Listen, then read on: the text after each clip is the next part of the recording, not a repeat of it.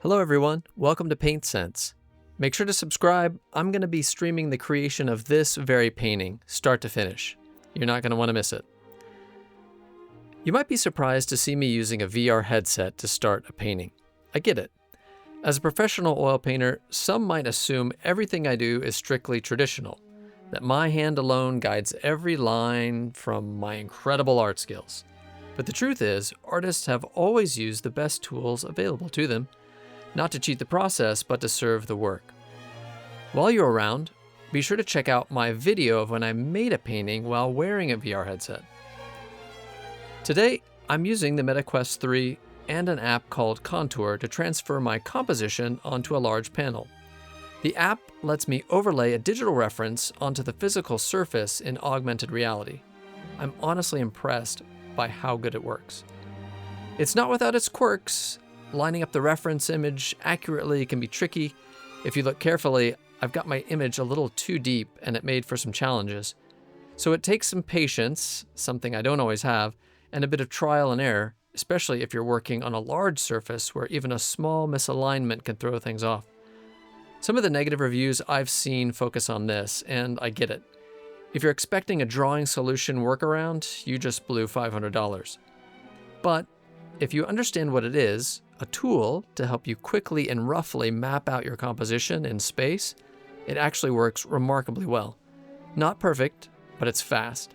It frees up time and energy to focus on the painting itself, not just the initial layout.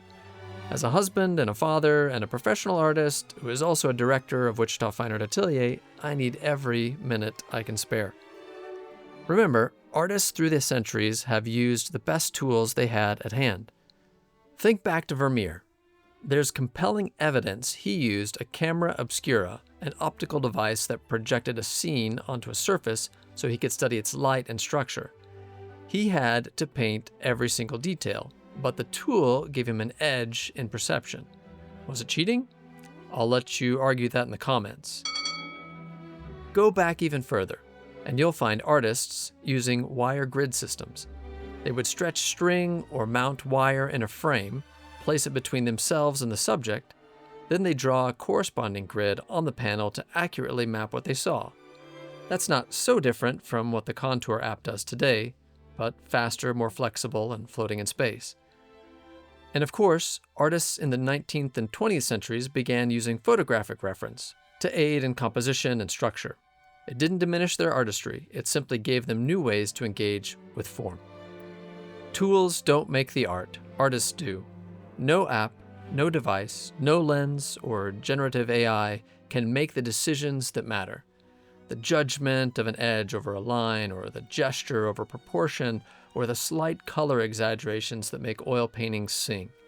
When you stand in front of a finished painting, only the decisions remain.